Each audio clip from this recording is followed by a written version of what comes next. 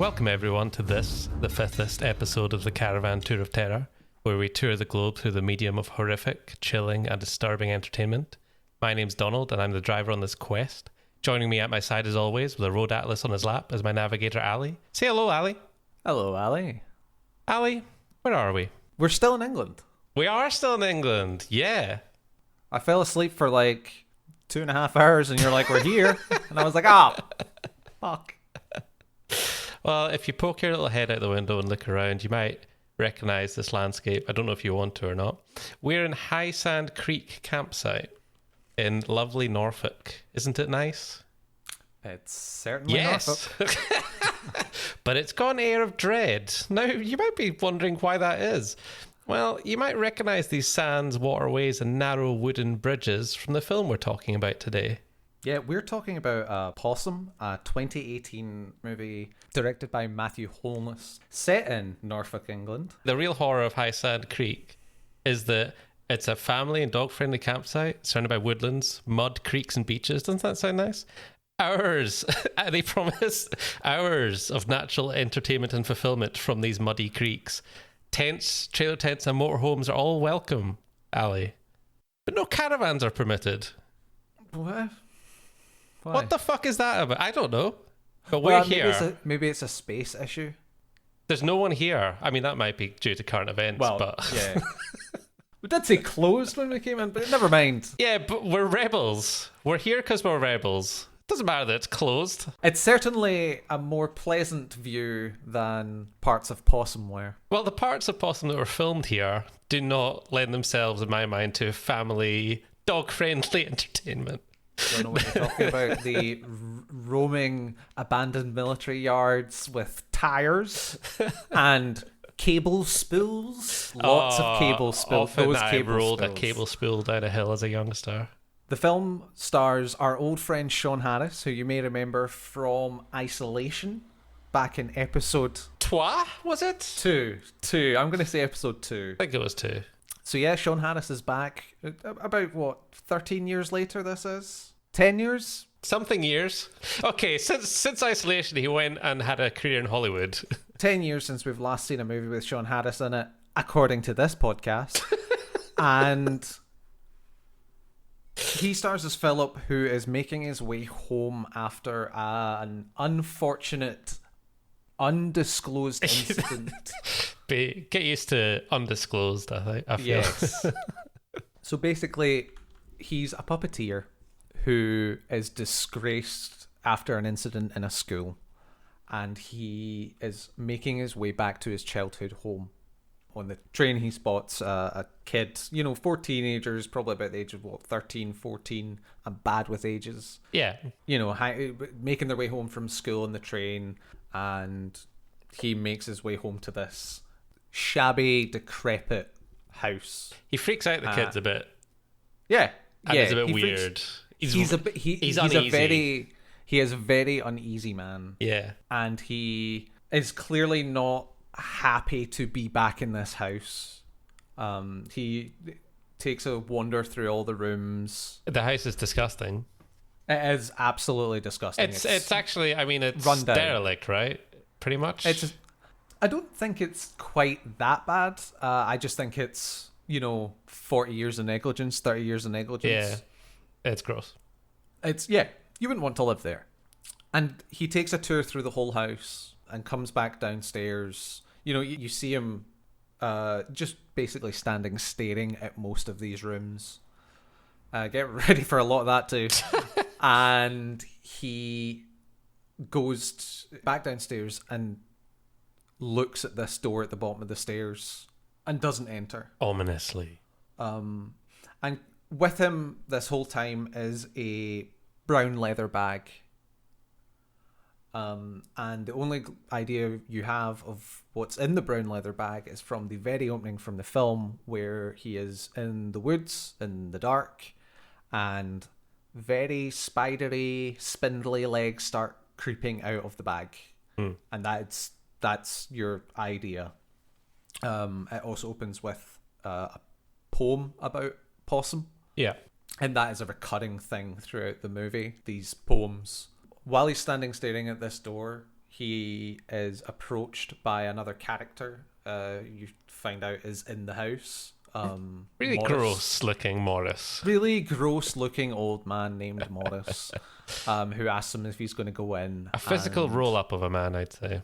Yeah, yeah. And the two share brief conversation, very tense conversation with each other. The chat in this film is very, like, I don't know, opaque, I guess. Like, I never really follow really what they're talking about for a long time in this film. It's one of the things that I do want to talk about later about the way the dialogue is structured in this. Yeah. But I'll get on to that. He and Morris talk about this incident and that he's back, and he asks him about what's in the bag, and he says it's a puppet. And he has maybe about 3 conversations with Morris, which happen over a period of time you don't really know. Call it maybe a couple of days. What in between which he is just wandering around this area, the town that he's come back to. Yeah. And not wandering in a way of like the shops and like just wandering desolate areas, abandoned areas, and at one point stands outside a school until a teacher comes out and says, what the hell do you think you're doing? And scares him off. Yeah. And back at the house, he has a conversation with Morris out the back while Morris is burning stuff. He's just burning stuff. Yeah. He's a grotty old man. He burns stuff in a barrel. And he takes the puppet and shoves it in the bin. Yeah. And the burning barrel. The burning barrel. And he say, and Morris says, are you killing it? And he says, you can't kill it. It's a puppet. Yeah. Quite like that line. And yeah, he's basically trying to get rid of this puppet. Yeah, he starts like he starts to like throw it away and then go back and pick it up, and while he's sleeping, like after a bad dream, it's lying next to him. Yeah. He keeps having these conversations with Morris and keeps wandering around this area, and through news and conversation, you find out that a boy has gone missing like the day he arrived, essentially. It's the boy from the train, isn't it? Yeah, you find out through, I think, a flash on the TV that it's the boy from the train, the one that was drawing, the one that like he spooks the most. Yeah. And it's a lot of just wandering and these kind of vague conversations where you try to get a read of the relationship between Morris and Philip.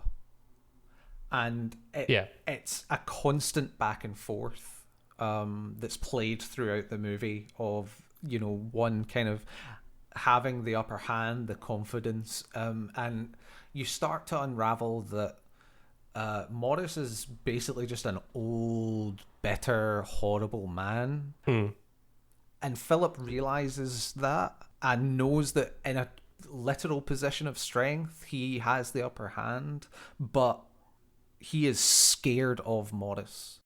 He is very scared of this man, but he finds himself, picking himself up to stand up to him and to hold himself a little taller around him. And again, we keep going back to this door, and he keeps staring at it, and he keeps asking if he's going to go in. And about midway through the movie, he throws the bag with Possum into over a bridge, very, very small bridge. And as he's walking away, he collapses and goes back to try and find it and can't.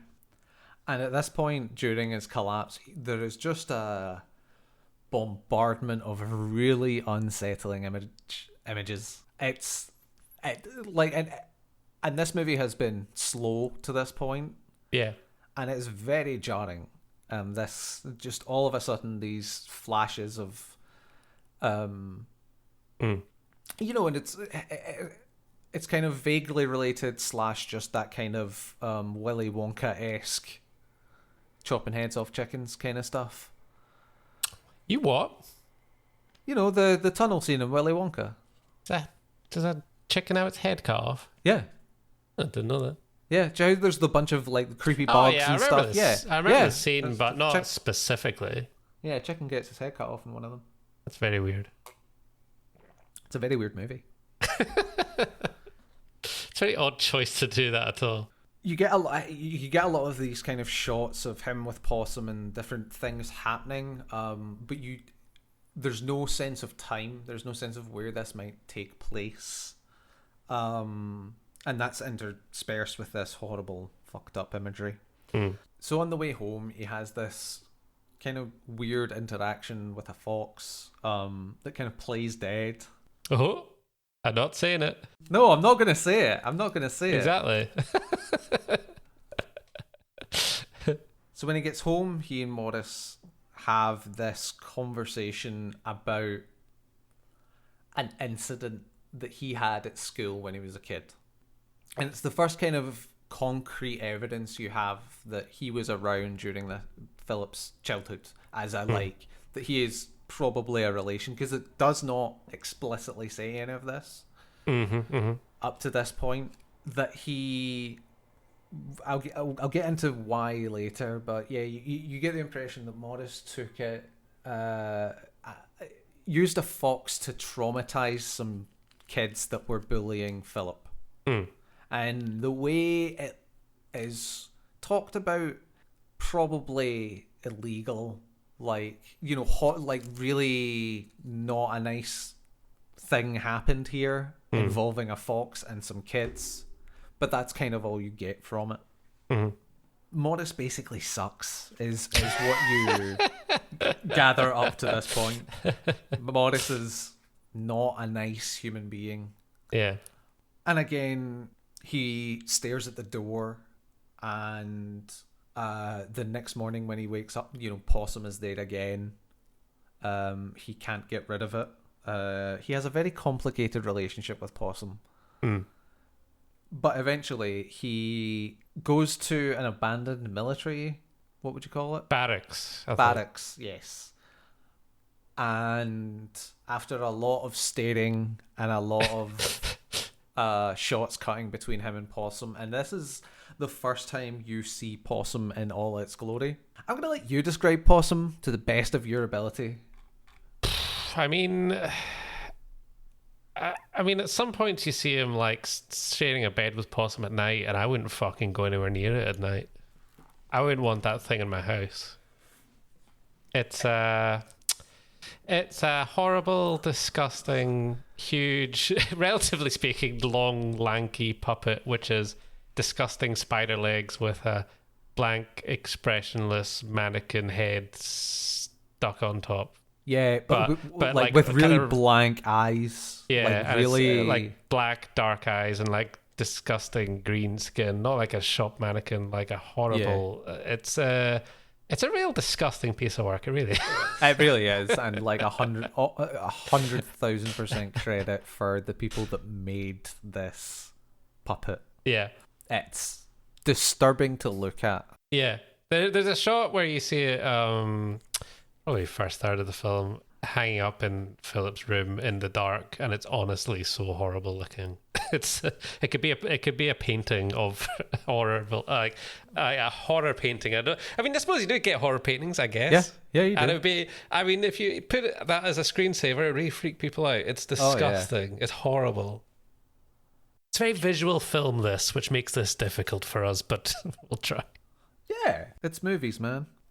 Well, if you didn't like Possum's visage, then you definitely enjoyed the next bit where he proceeds to kick the absolute shit out of Possum and then dump it in just a big kind of well-looking thing. He just dumps in a thing. And and I don't mean like kicks the shit out of it like he has to fight it. It's just a puppet. It's lying on the ground and he just leathers into it. He's just punching it and it makes little squeaky rubber noises because it's just a puppet. Because it's a but puppet. It's so grim looking, and the music does a really good job of making you just think, is this thing going to come alive?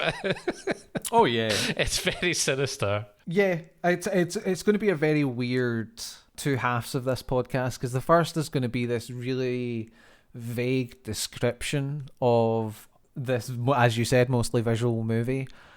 And then the second half's just going to be talking about how much we fucking loved it. And It's so difficult to make this film sound good on paper, though. That's the problem. imagine selling it to a movie studio.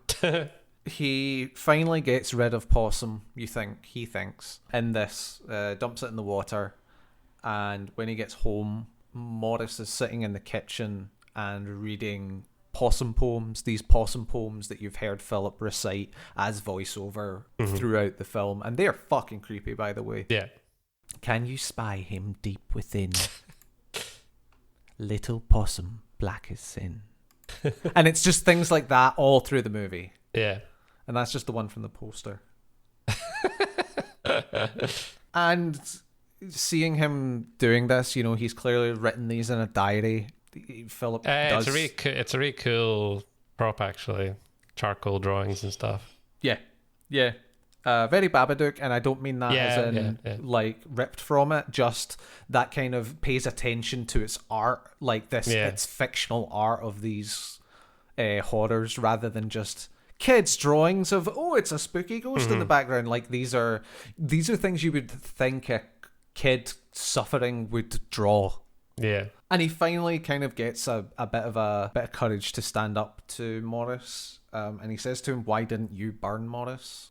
And it's just those little bits that feed into the backstory of what happened. It's obviously a fire in his childhood.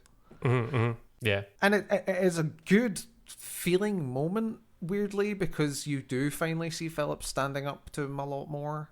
And then he goes back upstairs and Possum's back, which is horrifying. Obviously, he dumped it in the water. So what does he do? He takes it out and burns it.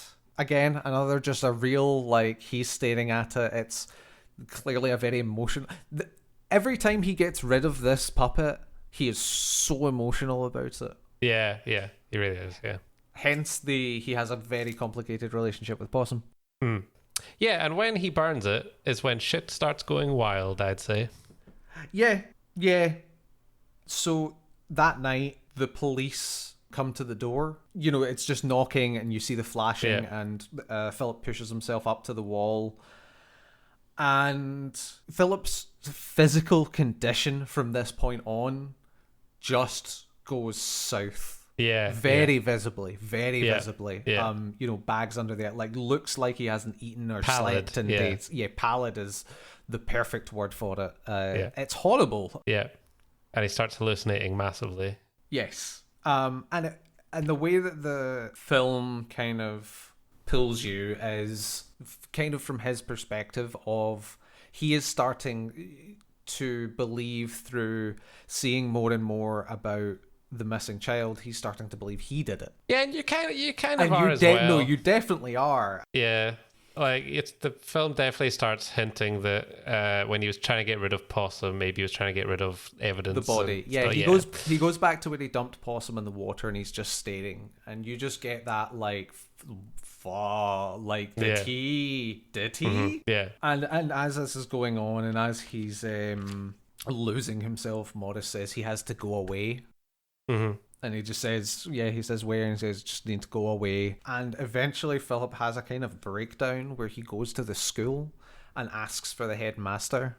Yeah. Very regressed, very, like, acting like he is a 12-year-old or what, who is in big trouble. When he hears them talking about phoning the police, he makes a bolt and he just starts wandering, hallucinating, really...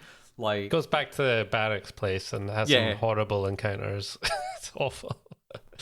Just like really a man completely losing himself. Yeah. And he goes back to the house and he is, sitting in front of the mirror just crying, and then he sees himself as Possum, which... that's horrible. Yeah. And... So I think we'll talk about... This is where we're just going to start talking about the movie as a whole. Yeah. I think we should get back to the ending. Okay. We will be talking about it, and it is very spoilery because it is the most plot in the movie. and it is also very disturbing, very graphic themes. Yeah. So that's that warning there. This movie is quiet, to say the least. Mm-hmm. This movie is basically, I mean, could probably be Arnold Schwarzenegger's Terminator line. Funny you should mention that, because Matthew Holness was trying to make a modern silent film, as he called it, before he chose the story. That was his initial idea for a film. And he essentially does. Yeah. You know, God, you could put these up in the conversations they have up in title cards. Yeah. Or I mean, it's not even, it's just there's not a lot of lines. A lot of the lines just don't really make a lot of sense to the viewer. So it's one thing isolation. That I actually really enjoyed about it, and it might just be the, you know, movie loving dickhead in me. Oh God, no! Here we go. The way that those two talk to each other is the way people talk in real life. Yeah, and that's no what's backstory at exactly. all. Yeah. Because they know what they're talking about, but we don't. Yeah, the film. Yeah. And throughout the film, that it just creates such a sense of unease, because along with Possum and Philip's actions, you're just left to your imagination for a lot of it. It doesn't, as you said, it draws upon that kind of silent film of just showing you and letting the audience take it. Hence why, you know, even the lines are open to interpretation. It was strange when I first started watching this movie, I was like, oh my God, this is an English movie. Like, from the moment it opens, I just it hit me full of, like, and I'm not just meaning like the plot.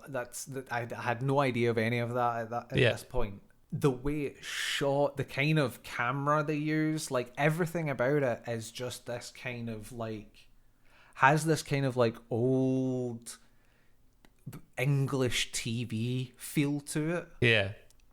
And not in a way that dips the quality. I'm not meaning that like you're getting less out of your picture or whatever. It is just a lot of very deliberate choices, and even it kind of reminds, like, especially the there's an initial shot when he's first approaching the house, and honestly, for the first 10 minutes of this movie, Philip is barely in the shot.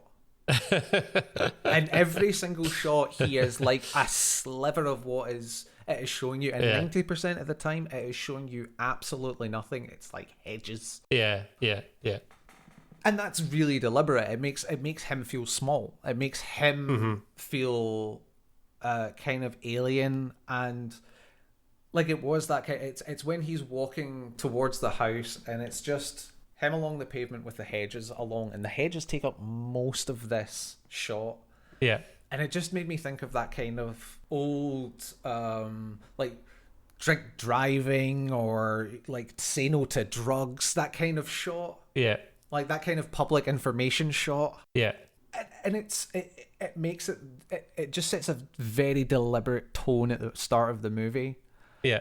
Again, as you said, there's barely any dialogue. So you're essentially just watching this man, and this man has to put across everything that is about to happen, and everything that has happened in the preceding 30-40 years of his life. And I think Sean Harris does that really, really well. Oh yeah, he's a method actor, which must have been pretty fucking horrible to be around him. He ascribes to I cannot remember the fucking acting discipline. It's that Russian named one. I can't remember it, but he stays fully in character the entire time he's anywhere near the set, and that must be a fucking ball ache. But I mean, you know, it gets good results. But Jesus. I mean, that would have been rough. Just both being him and being. Yeah, I think. God, what's his name? Matthew Holness. I think Matthew Holness said it was pretty, because I mean he puts Sean Harris through pretty horrible shots. Like there's a nice shot of black water liquid raining down on him and stuff like that, and just I mean there's shots later which we'll describe. I mean just a lot of really horrible situations that he puts Sean Harris in while in character. It's like, ugh. And I mean, there are basically two people in this movie, and they both do an excellent job of pulling the entire thing forward. Because without two strong performances, this is not a good movie.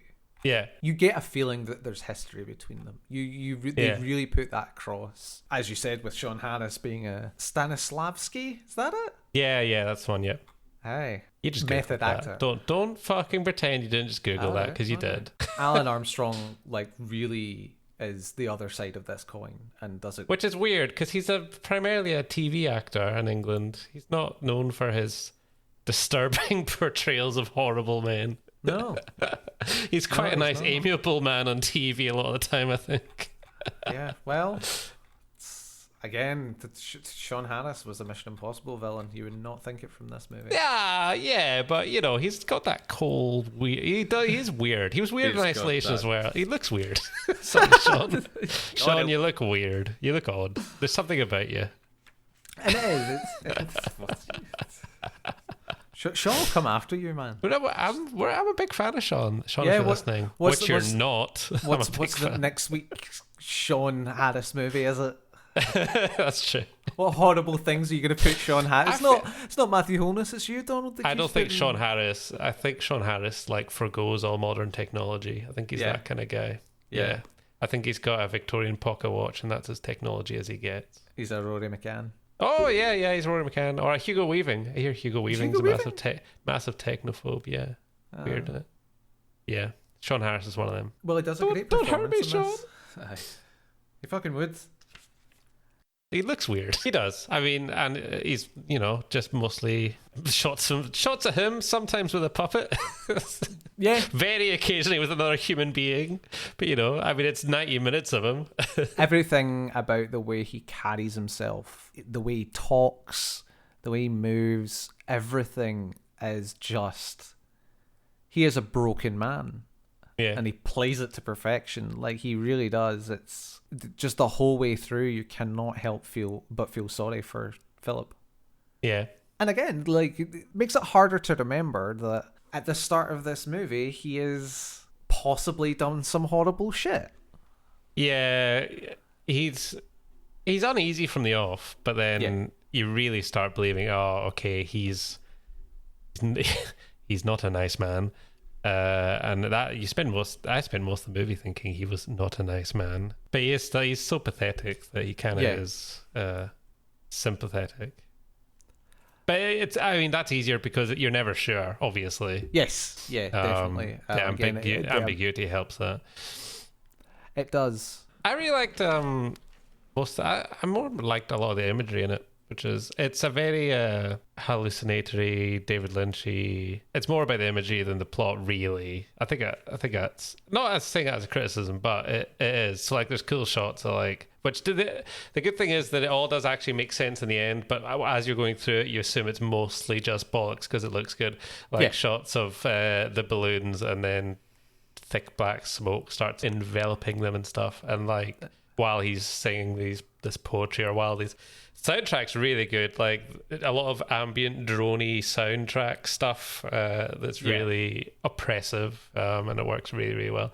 And the soundtrack usually gets really kicks in the high gear when Possum's on screen. But even though Possum does move in the film, but it's only when shit really goes off the rails, and only when you're not sure if it's real or not. Basically, that's when it all starts kicking off. But even way before that, it just looks like, and the soundtrack makes you think that he's going to move, and it really conveys this sense of power to the puppet, which is helped by the struggle to get rid of it. So he struggles to get rid of it, and every time you see it, it's this horrible oppressive music, and it looks horrible. So I think music's probably, that might be my favorite thing about this film. I wouldn't listen to it on a CD.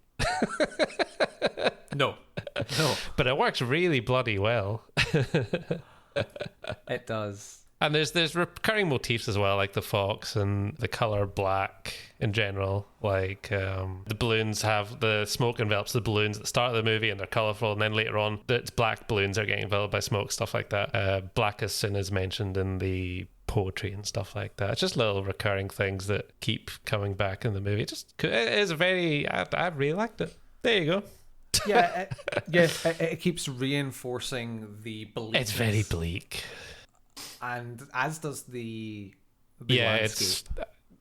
It's poor Norfolk, because I'm sure our time here will be lovely, but the way it's shot in this film, and I mean, Philip's not happy when he's here, and he also kind of throws himself into muck and the mud creeks at one point, and he's not having a nice family-friendly time with it. He is basically becoming absolutely deranged. I mean, apart from one school, this movie makes Possum Norfolk look like a barren shithole. Yeah, it basically does. But you don't see anything really. There's only a few locations. No, that's what I'm saying. The locations are all derelict or just barren, almost wasteland. No, there are three. The three school's things nice. in Norfolk. Yeah, you've got the lovely school, the abandoned barracks, and the bridge over that small piece of water. That one over there. Look.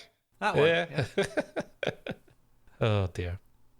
Yeah, again, it is very much not a lot happens in this on movie, paper though. Well, yeah. You can't. On paper, but watching it is such a weird, hallucinatory experience, kind of for the viewer, that it keeps pulling you along. Yeah, it's not boring at all. It keeps reinforcing that. No, it keeps reinforcing that bleakness. Yeah, it keeps reinforcing this slow loss of sanity for Philip. Yeah, and again, these interactions between Philip and Morris are just, they go from being fascinating to creepy. Yeah, and there is a very, very strong sense of history as they talk. You know, these two actors play off each other very well. Thankfully, they're the two actors. Yeah. So this was written and directed by Matthew Holness, who pretty much everyone will know him as creator of Garth Marenghi's Dark Place, if you know him at all, because that is quite a culty show. You've not watched that, have you? Garth Marenghi's Dark Place? Yeah, I have. No, have you watched it? Well, for anyone who's not, it is an excellent comedy show that you could probably find illegally. And that show, it was all about an 80s retro horror writer, and it is a pastiche of all that kind of stuff, but it kind of definitely displays like a love of horror, which he then obviously, when it came time to, so he actually, I should say, he's written books, and this movie is based on a short story he did. God, I don't want to read that. So he contributed to this collection of short stories, and the collection of short stories was based on uncanny, as in the theory of uncanny, which I didn't really know what that meant, but apparently it was a Freud theory, and that's where the term uncanny valley kind of draws from. That wasn't Freud that coined that, because that was coined about robots. But so when Matthew Holness was looking at Sigmund Freud's theories of the uncanny, originally he picked two, because he didn't want to just do one. He thought he'll combine two, and maybe, because you'll have heard of these, so he chose a fear of doppelgangers and a fear of ventriloquist dummies. Oh, what? Yep. That's this movie. Oh, Donald, you summed up this movie. Yeah, exactly. I mean, you can't write a horror movie about ventriloquist dummies anymore, can you? Or doppelgangers, really. They've both been done. So he kind of combined the two in the book. But then when it came time to make the movie, like I said, he kind of had an idea about how he wanted the movie to be, and then kind of retroactively thought that book might be good for the film I want to make, kind of thing. Mm-hmm. So I keep saying book. In the book Possum, it wasn't the same kind of puppet as we see. It was made out of like roadkill and dead animals, like a Frankenstein monster of, just rot, I guess. Yeah. But then like when he was taxidermy puppetry. Yeah, but I think more badly, but really badly, more gross and maggoty than that. But then I think he thought, when it came to this film, that might be a bit much, which it really would have been. Really would have been. So this is enough. Yeah, this is enough. So this came from his fear of spiders, and he purposefully tried to, like you described in the plot summary, he purposefully did do the thing of leave the inverted commas monster off the screen for as long as possible, because it is really striking, but in his mind, that once you see, his quote is, you can see something horrific, but once you've seen it, the effect wears off, which is why we kept so much of it secret as possible. So that's why all you see is legs, which kind of evokes a fear of spiders, and a lot of people anyway, because they are disgusting. Like, spiders' legs are disgusting. I don't care if you love spiders. they're not the nicest thing in the world to see poking out of a bag. So yeah, it definitely is. It gives you glimpses of Possum throughout the movie, you know, piece by piece until that final reveal, and it does. The reveal does do so much. Yeah. The face it's really, I mean, it's right up there in terms of most disturbing, most scary, yeah. Disturbing Is definitely it's the right so word for it. I really couldn't have this in my house, like anywhere. I mean, imagine if I managed to get this made and gave it to you as a present. Bad burn it. I don't think you'd touch it. I don't think you'd want to touch it. I wouldn't. I don't think I want to touch it. Again, the real trick is to get 3 of them, be there for the burning, and then plant another one. So the ending. The ending. The ending. I would really highly encourage anyone listening to this to go watch this film, because personally, I have talked about this film and watched this film with lots of different people, some of whom have totally different appreciations for horror in general. But none of them didn't like it. They all liked it. Even someone who doesn't really watch a lot of horror thought it was a really well-made film and enjoyed it. But enjoyed it in the sense that it is a trip. Okay, it's a real trip, but it's definitely worth going on. So I would highly encourage anyone to not spoil it for themselves and watch it first, please. Right, that's that done. Now we cannot be blamed. Yep. So the ending of this movie ramps up in a way that I've never experienced before. I mean, I'd say the last half hour is a continual downward spiral into madness. Oh yeah, but that spiral just keeps getting... Yeah, the spiral turns into a crevice, an absolute sheer cliff at one point. Like, honestly, I've never been hit by a movie like this before. So, as Philip gets to the bottom of the stairs, he... Oh, flashback. Yeah, wait, what was happening to set that up? He sees himself as Possum upstairs. Yeah. He has basically convinced himself that he has killed this boy and dumped the body. Yeah. Yeah, he's kind of where we are as an audience. He finally goes downstairs and goes into the room. The room he's been staying in. The room. Yeah. And on the... Are you going in? And on the floor, he sees scorch marks and a jar holding teeth. And throughout the movie, he's been hearing screaming and shouting, and you put together that he lost his parents in a house fire. Yeah, the black smoke, black as sin. Even the drawings that are made in charcoal, actually, which I didn't realize till right now. Huh. God, this movie's quite good. And as he's holding up the teeth, he is attacked by a masked man. Now, this scared the shit out of me when this happened, by the way. Out of me. I jumped out of my skin. I've not jumped. Like, you know my hate of bad jump scares. I've always said that I can put a raccoon in your cupboard and it will scare the shit out of you, doesn't make it horror. This jump scare...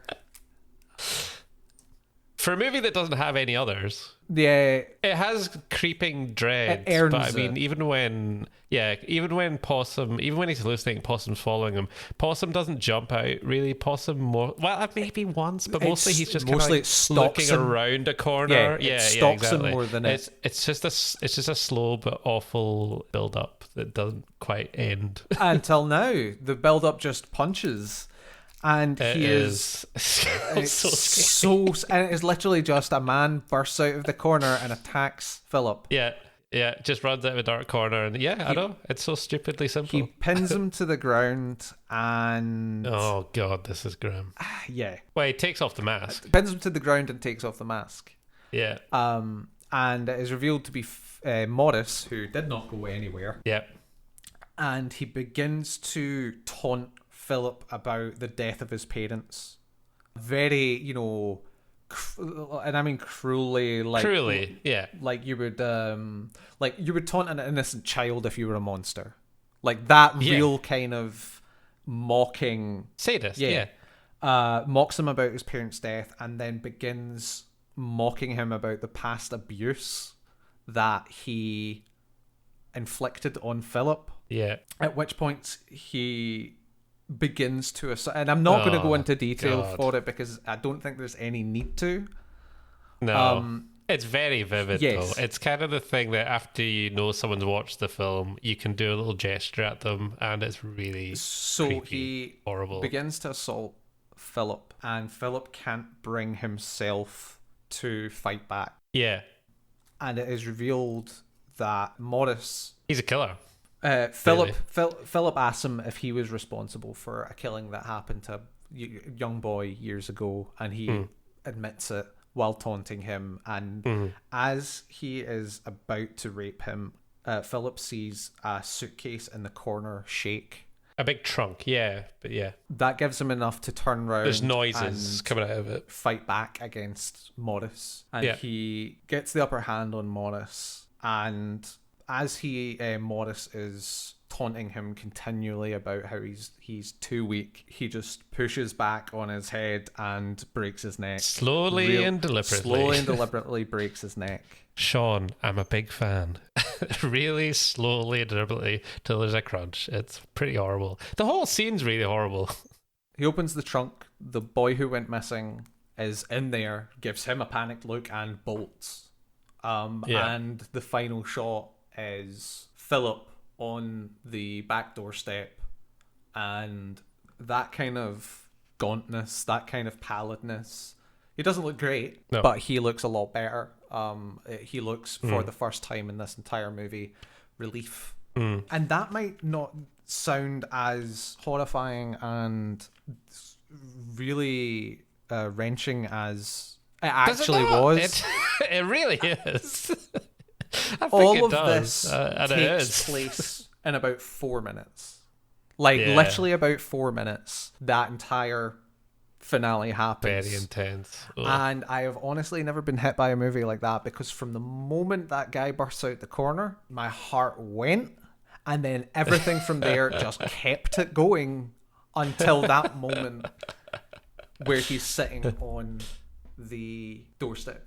Yeah. And I've honestly never been hit by a movie like that before. Yeah. And it's this, that is one entire jump scare to me. That is Matthew Holness built up 81 minutes and released that tension in one 4-minute long jump scare. And it is really, really well done. So horrible. There are no words I can say that can give justice to how well done this film is. I obviously, I liked this film. 7 out of 10 I'm getting from you. Oh yeah, strong 7.2. Strong 7. Nice. I'm not going to say everyone is going to enjoy watching this movie. Hopefully no one enjoys watching this movie to a certain degree. It's an extremely good movie. It's an extremely well-made movie. Well, look, it's a horror movie. Yeah. You know, as long as you know it's a horror movie, I think you're probably going to enjoy it. I mean, okay, there's probably about 10% of people that will say it's too slow and they don't know what's going on, but yes, I think that even that is a minority, because even people, like, the puppet is kind of fascinating. It just keeps you, it does keep you hooked. It's not totally bullshit, abstract, arty-farty nonsense. It's not... Even though I do like the film, it's not 3 hours of Inland Empire for David Lynch, which has one jump scare at the end as well. But unfortunately, it takes a lot fucking longer to get there.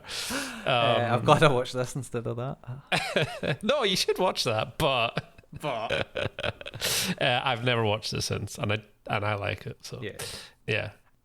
The sound. I'm sure the sound department was people that worked for BBC. Is that not right? It's not actually. Oh God, I'm gonna have to try and fucking find this now. BBC Radiophonic Workshop. Yeah.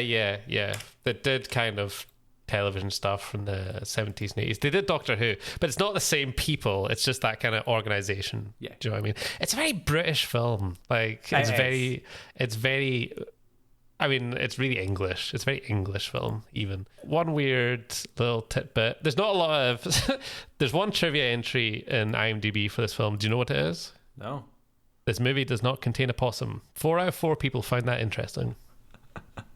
One of the interesting little things about, not quite this film, but about the director Matthew Holness is he's a lifelong horror fanatic. He's obsessed with horror movies. Since he was a kid, when he was obsessed with Hammer horror movies, much like the movie we discussed last episode. He was obsessed with Dracula, Frankenstein, and he lived in Whitstable, where Peter Cushing lived, and he managed to go up to Peter Cushing one day and ask for a wee autograph, and apparently Peter Cushing was quite perturbed that a 6-year-old who was asking for an autograph knew so much about Hammer horror. Which I was like, yeah, fucking 6 years old, Jesus. I think I'm starting to realize why Matthew Holness early 80s.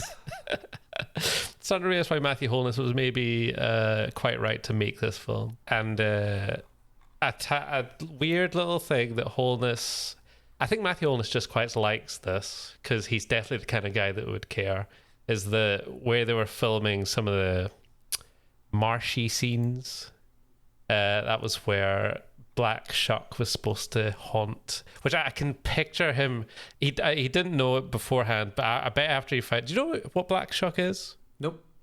For those of you who don't, including you, it's a really famous ghost of England. It's a ghostly black dog, which is supposed to roam the coastline and countryside, and I remember now. You know, yeah. So he found out, like, he's the kind of guy that when I think he's quite into, like, you know, sinister atmospheres. He definitely believes in ghosts. He's quite into, like, sinister atmospheres, and I think he quite thought he'd captured something there. So I think he thought it was quite cool that he didn't realize it, but they were actually filming in haunted marshland, which I kind of think is cool too. You know. Oh yeah. Black Shuck, man. Let's blame all the horrific goings on in this film on Black Shuck. I'm gonna blame it on Morris. Beloved TV's Alan Armstrong. Beloved TV is Alan Armstrong. Oh, sorry, he was in The Mummy Returns. Do you remember that? I remember that movie. He was Balthus Havez. Yeah, I can remember him in it now. Oh God. Yeah. I don't know if that role would be cast like that nowadays. True. Right, that's the end of the episode, right? See you later. Do you not want to know what other people thought of this movie? Yes, I would like to know what other people thought of this movie. Now, with the caveat that I can probably predict what people are going to say about this film. What, my 1 out of 10 star reviews that I've got in front of me? Yeah, I've got a feeling that I could probably have written these from the point of view of these people. I nearly said something insulting there, but I'm not going to insult them. I'm better than that. I'm nicer than that. People can have different opinions about films, but I think objectively this is a good one. Carry on. If I could give it less than 1 star, I would. That's just the title. 6 out of 13 people found this following sentence helpful. Did someone hire their dad to make an artsy film? Oh, that's such a shame. Yeah, I'm by sure the Matthew way, Holness this film is shockingly underrated on IMDb. Yeah.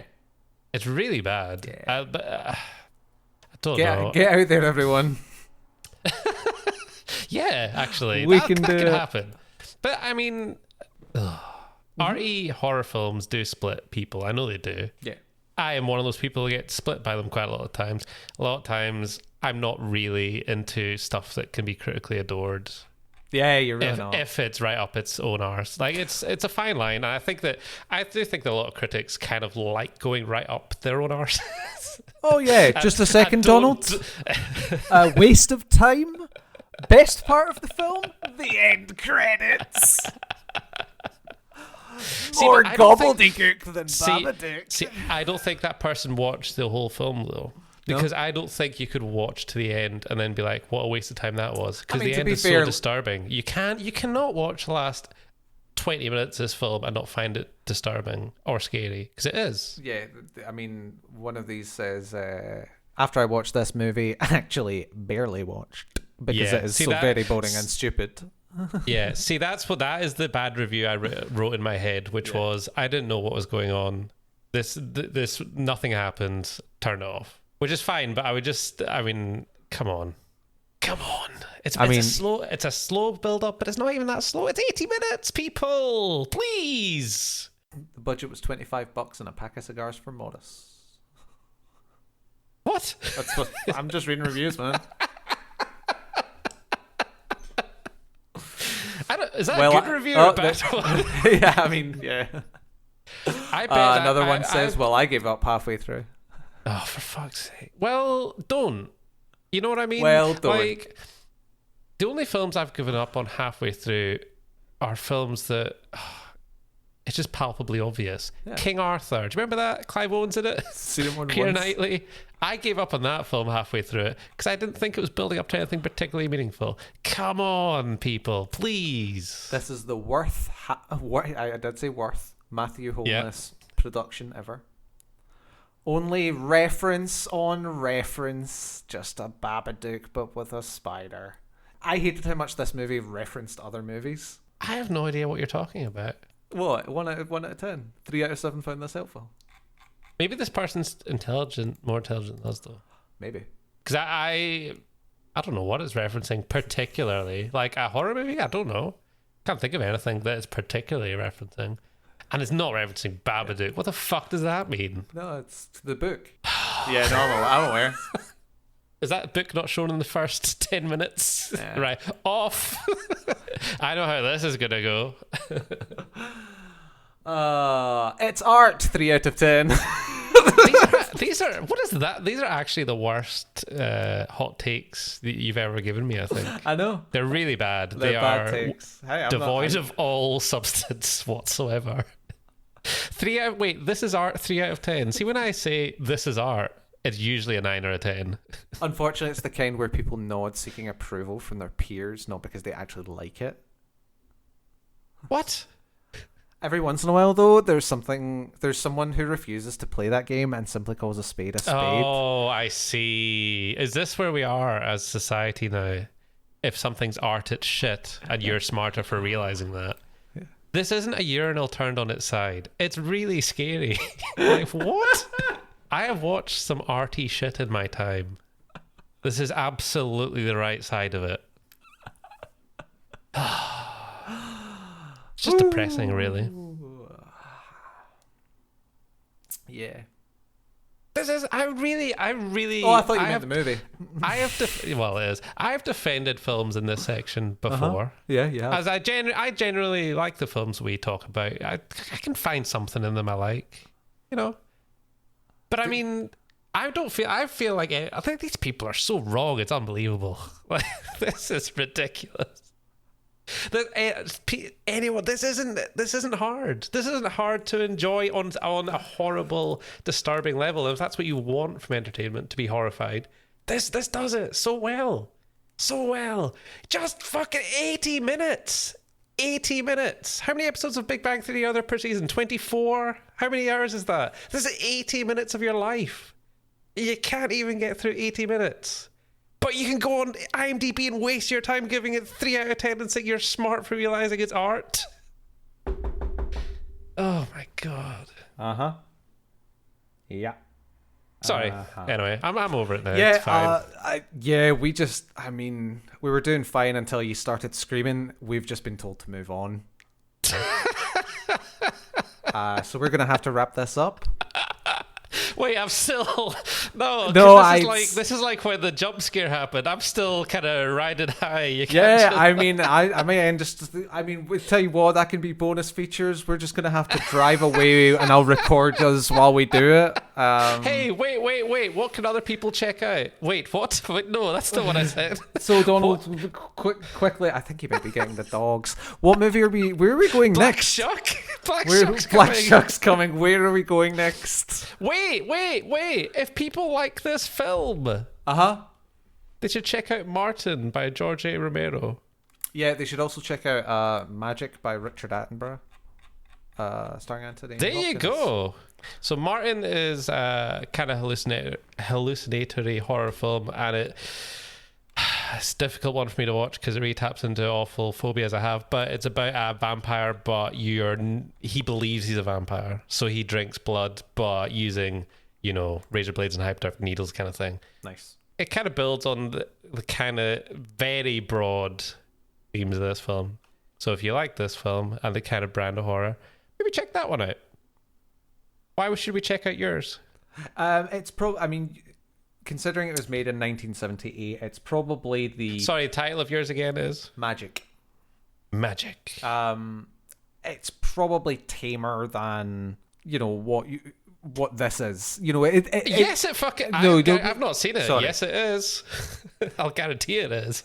It's the more straightforward version of what Possum is. Yeah. It's a man and his creepy puppet. It's the Batman villain.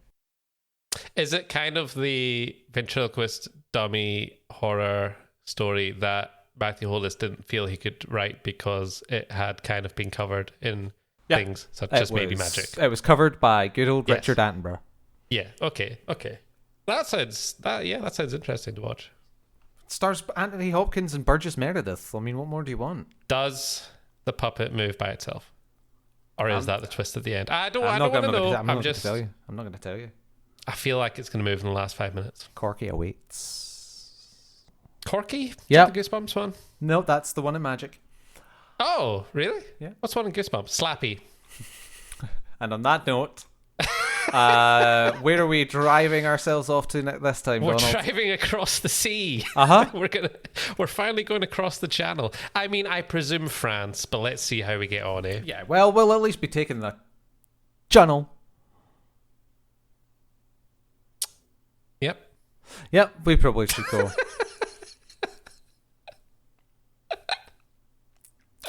I don't know what he said there.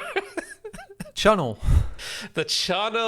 Oh, right. The channel. It's a large. It's a portmanteau. It's a portmanteau. Yeah, channel. Yeah. Tunnel. Oh, okay. Okay. Did you just come up with that? Yeah. That's very interesting. I just thought, rather than we're going on the channel tunnel, I would be channel. Yeah. Yeah. I mean, that was a decision you made, and here we are now. Yeah, I mean, it was either that or call it the. Wait, no, that would just be tunnel again. I did it the other way around. Have you really not started this, Van? Really? Come on. Black Shuck's almost among us. We're leaving It's this happening. godforsaken country. We've gone on a tour of Europe, and I mean, other than a brief jaunt in Ireland, we've barely left home. Yeah, home being the UK. we've not left the British Isles. Yeah, but now we're fucking right off. Yeah, Wish us the best of luck. to France or Amsterdam, somewhere. Or Spain. Or Spain. We may just go south. Fuck it. It's our caravan. We'll see you all next time. Bye.